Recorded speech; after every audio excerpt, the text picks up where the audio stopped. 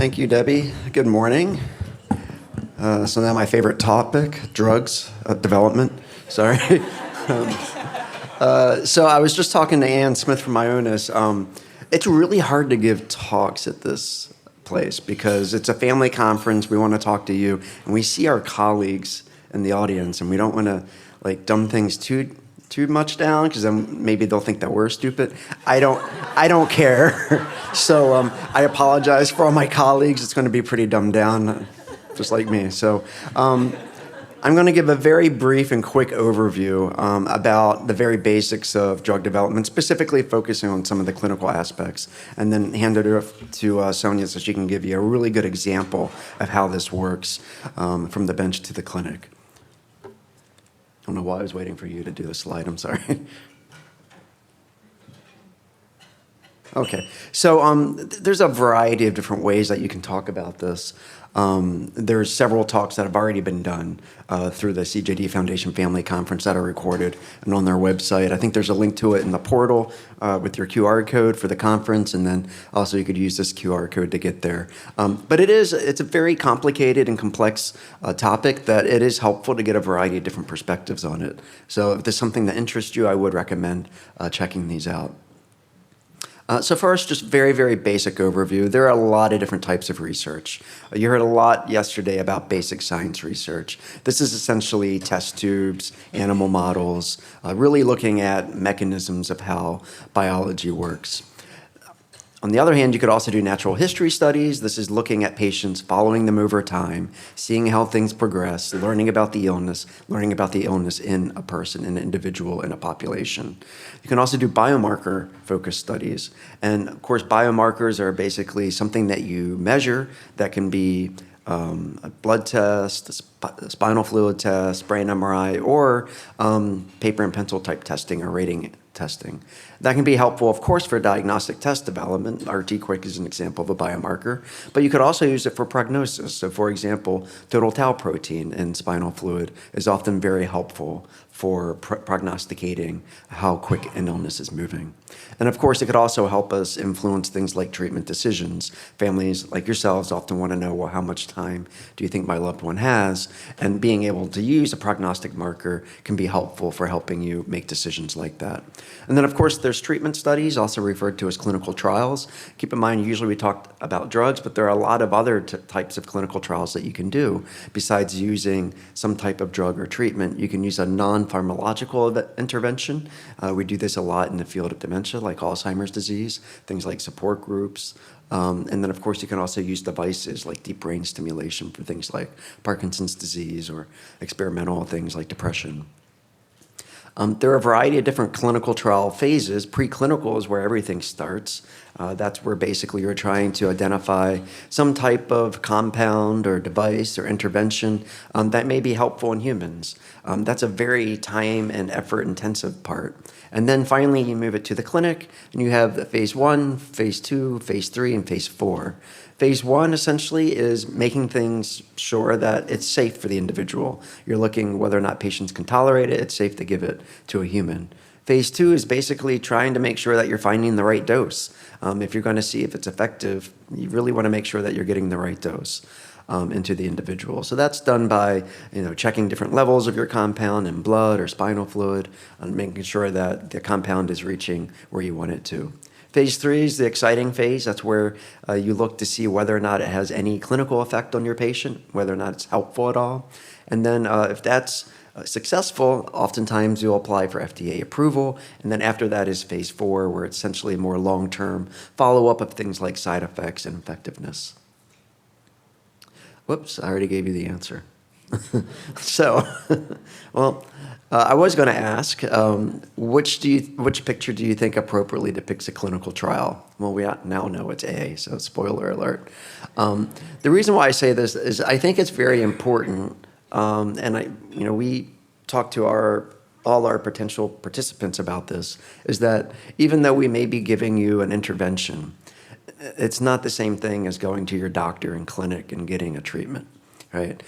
Clinical trials are an experiment, and it should always be seen as that. first and foremost. And I think if that message is conveyed from the beginning, it really helps to set expectations. So clinical trials, although they're very exciting, we should always think of them as an experiment first. The reason why there are clinical trials, we have no idea whether or not they work. So I think that's helpful when you think about these things.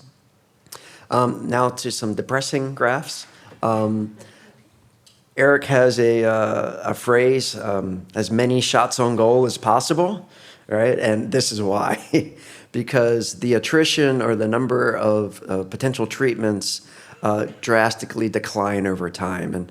And this actually varies quite wildly depending on what type of treatment you're looking at, what disease state, even like brain diseases versus heart diseases versus cancer. There's a lot of variability in there. So this is just a basic example. But you see that preclinical stage, there's many, many compounds that are looked at and don't ever reach it to a human. Phase 1, again, looking at safety, to phase 2, again, a lot of attrition. Phase 3, that exciting phase where we get to see whether or not it works, is a very, very small percentage. And then if you look at those that are actually approved and being used in the clinic by practicing physicians, very, very uncommon. So you really do need as many shots as possible on goal. It's not all for naught, though. It's not completely pessimistic. You'll see later some ways around this.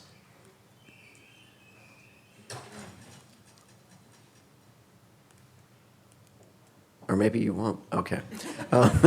So why don't we see more prion disease clinical trials? First thing you have to recognize, we are a rare disease, but also it's a little bit early in our development for drugs, right? You've heard about the power of the prion protein and how that's so essential to disease itself. I mean, that's really kind of a novel concept in the scheme of addressing that as a potential therapeutic target. But the big thing is this. Clinical trials are extremely expensive. This chart is in millions of dollars. You can see that even from the bench, looking at trying to find a target to those phases in a patient population is extremely expensive. You're not going to get this kind of money from NIH. No offense, Debbie, or the CJD Foundation, right? I mean, there's really only one subset where this kind of money comes from, and that's from industry. So that's why it's extremely exciting that this year we did have our first industry-sponsored clinical trial. To me, that's a success in and of itself, even if it's not successful, because this is really what we need for our field. We need, unfortunately, capital and interest to be able to do these really, really expensive studies. The other thing is it takes a long time to get through all those different phases. So I'm using this as an example. This is lecanemab. Everyone knows my favorite drug, monoclonal antibody for Alzheimer's disease that was recently approved. And this is what their development timeline looked like. 2007 is when it really was started being looked at in the lab. Didn't hit humans for a phase 1 study until 3 years later, which actually is not that long. That's pretty quick. And then it hit phase 2 to see whether or not they could find the right dose in 2013.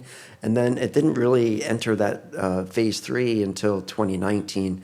That took 4 years, and they recently got FDA approval last year. So from 2007 to 2023, it takes quite a long time to get there. And I'm sure if you sit with the Ionis team, they'll tell you all the trials and tribulations of how long it takes to get these things into humans. The other thing is it takes a lot of patience, unfortunately, and we don't have a lot of that, meaning patience like people. Maybe we don't have a lot of patience either, but it depends on the stage, right? So phase 1, you don't need as many people, you need a little bit more in phase 2. Phase 3, unfortunately, for most studies, you need a lot of participants, which is unfortunate for our disease, right? And the reason for that is because the gold standard for clinical trials is something called the randomized placebo-controlled clinical trial. And basically you take a subset of patients and you split them in half. Half will get the treatment, half will get a placebo, and then you measure the outcome.